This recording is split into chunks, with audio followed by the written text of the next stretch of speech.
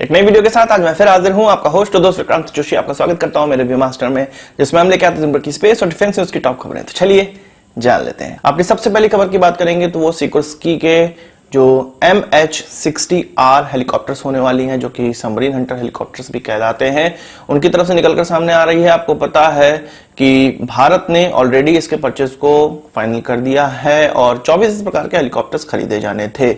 तो अब इसका कॉन्ट्रैक्ट भी साइन हो गया है, सिकोर्स्की के साथ इसका कॉन्ट्रैक्ट साइन हो गया है और कुछ $950 मिलियन के जो कॉन्ट्रैक्ट है उस पर साइन हुआ है। इसमें 24 हेलीकॉप्टर आएंगे और ये जो सेल है वो यूएस नेवी की तरफ से देखी जाएगी और उन्हीं के द्वारा यह सेल भारत को दी जाएगी। यूएस नेवी को यहां पर क्यों कार्यभार सौंपा गया है? क्योंकि यूएस नेवी इसका ऑलरेडी इस्तेमाल करती है, पर यहां पर एक और दांवपेच है। यूएस नेवी के पास ऐसे 3 हेलीकॉप्टर ऑलरेडी थे जिनका इस्तेमाल वो नहीं कर रहे थे और उसको इंडक्ट नहीं किया गया था और वो नए हेलीकॉप्टर थे। तो यह भी यूएस नेवी इंडियन नेवी को तुरंत ट्रांसफर करेगी और इसके बाद 21 जो होंगे वो कंपनी के थ्रू ट्रांसफर किए जाएंगे। यहाँ पे जो 3 जो हेलीकॉप्टर तुरंत मिल जाएंगे, उससे यह फायदा होगा कि जल्द से जल्द हमारे जो पायलट हैं वो इसकी ट्रेनिंग कर पाएंगे, जिससे कि इसकी अर्ली डिलीवरी भी भारत में हो पाएगी। यह माना जा रहा है कि अगले साल यानी कि 1 साल के बाद 2021 में इन हेलीकॉप्टर की डिलीवरी स्टार्ट कर दी जाएगी। आप जानते हैं कि जब इस परचेज को फाइनल किया गया था, ये $2.3 बिलियन का कहा जा रहा था परचेज, पर यहां पर हमें केवल $950 मिलियन का ही परचेज देखने को मिल रहा है। तो जो बाकी बचा हुआ परचेज है वो हथियारों के रूप में होगा। वो एक सेपरेट कॉन्ट्रैक्ट होने वाला है, क्योंकि हथियार अलग अलग मैन्युफैक्चरर के द्वारा बनाए जाते हैं। जो मिसाइलें वो अलग अलग मैन्युफैक्चरर के द्वारा बनाई जाती हैं और वो दूसरी तरह से कवर की जाती हैं। इसके अलावा जो इसके मेंटेनेंस का कॉन्ट्रैक्ट है और ये सब है, ये सारी चीजें इस हेलीकॉप्टर के कॉन्ट्रैक्ट में इंक्लूड किए गए हैं। अगली खबर में हम लोग बात करेंगे जयपुर बेस्ड जो हमारी 61 कैवलरी है, जिसमें कि कुछ 300 घोड़ों का इस्तेमाल किया जाता है। अब इनमें घोड़ों का इस्तेमाल नहीं होगा। एक प्रपोजल आगे बढ़ा दिया गया है, जिसको हो सकता है आने वाले समय में साइन हो जाए इस पर, और इसमें कहा गया है कि इन घोड़ों के बजाय T-72 टैंक इस कोर को दिया जाएगा। आपको पता है कि 61 कैवलरी में जो घोड़ों का इस्तेमाल किया जाता है, ये जो कैवलरी है वो जनरली खेलों में भाग लेती है और कई खेलों में इन्होंने पदक भी जीता है। पर रिसेंट में जो लेफ्टिनेंट जनरल सेकातकर कमेटी थी, जिसमें कि 11 मेंबर थे, उनके मुताबिक कुछ पीछे 25 साल में इस कैवलरी ने किसी भी गेम में पार्टिसिपेट नहीं किया है, या इनका जो होने का जो अब महत्व है वो कम हो गया है, इसलिए इनको कन्वर्ट कर देना चाहिए आर्मर कोर में और इसमें अब T-72 टैंक का इस्तेमाल करना चाहिए। इसमें जो जानकार हैं उनकी मिलीजुली प्रतिक्रिया है। वो ये कहते हैं कि जो हमारा पुराना सिस्टम था उसका एक ये द्योतक था कि हमारे पुराने सिस्टम में किस प्रकार से चीजें होती थी, और कुछ लोगों का कहना है कि इतनी जो हमारी बड़ी टीम है और घोड़ों की टीम है, इन सब का जो पैसा है, जो कॉस्ट है, उसके एवज में भारत को कुछ नहीं प्राप्त हो पाता था। इसलिए यदि अब T-72 टैंक का इस्तेमाल और इसको आर्मर कोर में कन्वर्ट कर दिया जाएगा तो ये बहुत अच्छी बात होगी। और जो कहा जा रहा है, जो ये कमेटी बनाई गई थी, सिकातकर कमेटी, वो इसीलिए बनाई गई थी कि आर्मी में फिजूल खर्ची जहां पर हो रही है उसको रोकी जाए और कॉस्ट इफेक्टिव डिफेंस सेक्टर को बनाया जाए। बात करेंगे रफाल की, तो आपको पता है कि मई में इसकी डिलीवरी होने वाली थी। अब ये जो डिलीवरी है वो आगे बढ़ चुकी है और जुलाई 2020 में डिलीवरी सुनिश्चित हो पाएगी। इसमें 4 एयरक्राफ्ट भारत को प्राप्त हो पाएंगे शुरुआती खेप में। ये कहा जा रहा है कि जब ये फ्रांस से 4 एयरक्राफ्ट उड़ेंगे तो ये मिडिल ईस्ट से पहले एक बार फ्रांस की एयरफोर्स के द्वारा रिफिल किए जाएंगे, टैंकर एयरक्राफ्ट के द्वारा रिफिल किए जाएंगे, और उसके बाद जब ये मिडिल ईस्ट के बाद उड़ेंगे तो भारत के जो टैंकर एयरक्राफ्ट है उनके द्वारा इसकी रिफिलिंग होगी। ये फ्रांस से डायरेक्ट इंडिया भी उड़ के आ सकता था, जिसमें कुछ 10 घंटों का समय लगने वाला था, पर जो हमारे पायलट है वो 10 घंटों तक एक छोटे कॉकपिट में, उनके लिए ये चीज करना बहुत ज्यादा कठिन हो जाता है, क्योंकि छोटे कॉकपिट में इधर उधर हिलने की तक की जगह नहीं होती है। तो इस प्रकार के 10 घंटे का जो सफर है वो नामुमकिन सा प्रतीत होने लगता है। इसलिए इस प्रकार की चीजें की जा रही है कि उसको पहले रिफिलिंग की जाएगी, फिर उतारा जाएगा और उसके बाद फिर रिफिलिंग करके भारत पहुंचाया जाएगा।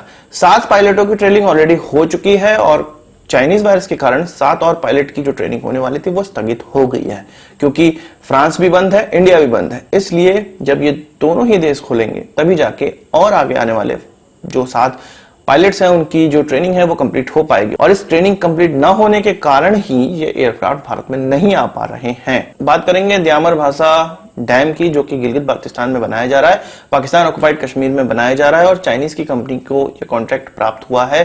पाकिस्तान ने ये जो कॉन्ट्रैक्ट है वो चाइनीज कंपनी को दिया है और ये जो कंपनी है वो चाइना की सरकारी कंपनी है। हमें पता है कि पाकिस्तान अपने भरोसे कुछ नहीं कर सकता है, इसलिए उसने चाइना को ये ऑफलोड किया ये सारी चीजें, जो कि जाहिर सी बात है। पर यहां पर एक पेंच ये फंसा हुआ है कि भारत का ये जो पूरा का पूरा क्षेत्र है गिलगित बाल्टिस्तान, उसमें इस प्रकार के जो डैम हैं वो भारत के मुताबिक सही नहीं है। भारत ने इसके लिए कई बार प्रोटेस्ट भी किया है और बीते 10 सालों से प्रोटेस्ट कर रहा है और अब जाके ये कॉन्ट्रैक्ट पाकिस्तान के द्वारा चाइना को दे दिया गया है। यहाँ पर खास बात यह है कि जो कॉन्ट्रैक्ट दिया गया है इसमें जो पाकिस्तान की तरफ से कंपनी है जिसने कॉन्ट्रैक्ट साइन किया है वो फ्रंटियर वर्क ऑर्गेनाइजेशन है, जो कि पाकिस्तानी आर्मी के अंतर्गत आती, उसी की सब्सिडरी है। तो आप समझ सकते हैं कि चाइना के द्वारा पूरा का पूरा पाकिस्तानी फौज को यह पैसा चला जाएगा और वो किस चीज में इसका इस्तेमाल करेंगे आप जानते ही हैं, आतंकवादी घटनाओं में इस्तेमाल करेंगे। यहां पर भारत इस डैम को बनने से तो अभी रोक नहीं सकता है और आपको ऐसा लग रहा होगा कि अरे यार वहां पर डैम बनने वाला है और भारत कुछ कर भी नहीं पा रहा है। तो डैम बनने में भी बहुत समय लगेगा, उसके पहले भारत कुछ कर सकता है। राफेल आने तक भारत इंतजार कर रहा है, उसके बाद कुछ कर सकता है। इसके अलावा दूसरा तरीका भी है चाइना को मजा चखाने का। अभी यूएस का एक इनिशिएटिव निकलकर सामने आया है, ट्वीट फॉर ताइवान। इसके तहत क्या किया जा रहा है कि जो ताइवान को WHO में एक स्थान दिलाने की जो बात है वो अब पुरजोर तरीके से उठाई जा रही है। आपको पता होगा कि 2009 के बाद ताइवान के एक मेंबर को ऑब्जर्वर के तौर पे WHO में शामिल किया गया था, पर 2016 के बाद चाइना के इनिशिएटिव के कारण उस ऑब्जर्वर को हटा दिया गया था और अब 2020 में जब परफॉर्मेंस ताइवान की देखी जा रही है और इस महामारी के सिनारियों में भी वो अच्छा परफॉर्म कर रहे हैं, इसलिए अब माना जा रहा है कि ताइवान को WHO में ऑब्जर्वर का फिर से पोस्ट दिलाने की जो मुहिम है वो अब स्टार्ट हो चुकी है। भारत को यहाँ पे क्या करना है, भारत को सपोर्ट करना है और पुरजोर तरीके से जो जापान हो गए, ऑस्ट्रेलिया हो गए, यूनाइटेड किंगडम हो गया और भी अदर कंट्रीज हो गए, यूएस हो गया, इन सब का साथ देना है और चाइना को मजा चखाने का केवल एक ही ये तरीका अभी हाल फिलहाल में सामने देखने को मिल रहा है। वहीं यूएस के सीनेटर ने जो 18 पॉइंट का चाइना को मजा चखाने का तरीका निकाला है और वो अमेरिका के लिए निकाला है उन्होंने, उसमें तो कंपनियों को शिफ्ट करने की बात कही गई है पर भारत को भी वहां पे इंक्लूड किया गया है। यहाँ पे 2-3 तरह की चीजें बताई गई हैं। चाइना के आसपास के जो देश हैं उनको मजबूत करने की बात की गई है, फाइनेंशियली भी मजबूत करना है और डिफेंस सेगमेंट में भी मजबूत करना है। यूएस के सीनेटर ने कहा है कि यूएस इन कंट्रीज को जैसे कि वियतनाम, ताइवान और भारत, इनको कई प्रकार के डिफेंस इक्विपमेंट बेचे और चाइना से लड़ने की योग्य बनाए। वहीं जापान और साउथ कोरिया के लिए कहा गया है कि इनको अपनी आर्मी रेस करने में हेल्प करे यूएस, इनकी खुद की आर्मी रेस करने में हेल्प करे यूएस, क्योंकि यूएस इतनी दूर तक बहुत आक्रामक तरीके से नहीं लड़ सकता है। हालांकि उसके पास काफी सेना है, साउथ कोरिया की बात करें और जापान की बात करें इन देशों में, पर फिर भी यदि जापान और साउथ कोरिया को ज्यादा स्ट्रांग बना दिया जाएगा तो अच्छे तरीके से चाइना से यूएस लड़ पाएगा। तो इन सब तरीकों से चाइना को अच्छे से मजा चखाया जा सकता है।